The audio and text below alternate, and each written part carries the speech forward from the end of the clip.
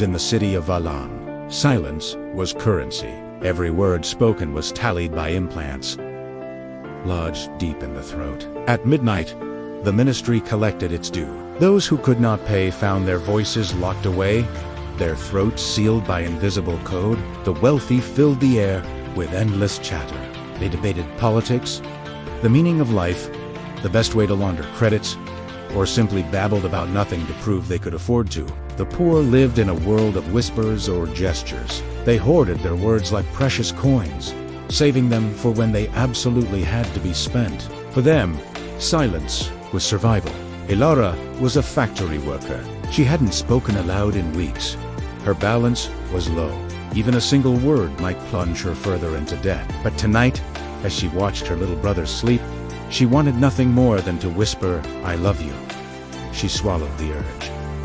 Love was expensive. It wasn't worth the risk. Then one day, a stranger arrived in town.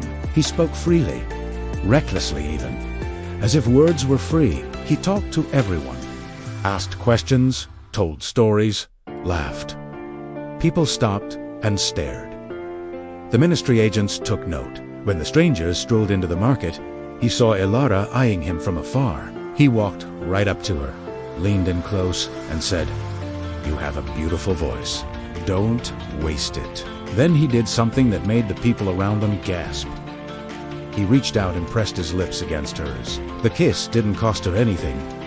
In fact, it earned her 100 credits. When the ministry agents checked the recording of the kiss, they saw the stranger's lips moving, but they couldn't make out what he said.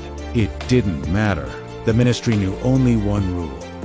Whoever initiates physical contact pays the price. After the kiss, the stranger disappeared. Elara's 100 credits bought her a week's worth of food, but it also bought her a new voice. From then on, she spoke up, spoke out, even sang. She used her voice to help others, whispering words of encouragement to those who couldn't afford to speak. It was a dangerous game they played, but someone had to pay the price. And now that the ministry had someone new to collect from, Elara was free. Or so she thought, because one day the stranger returned. He was being chased by 2 ministry agents. They cornered him, weapons drawn. "You owe us," one of them hissed. "We're here to collect." The stranger looked at Elara and mouthed the words, "Run, I'll buy you some time." Then he turned back to his pursuers and said, "All right, let's talk price."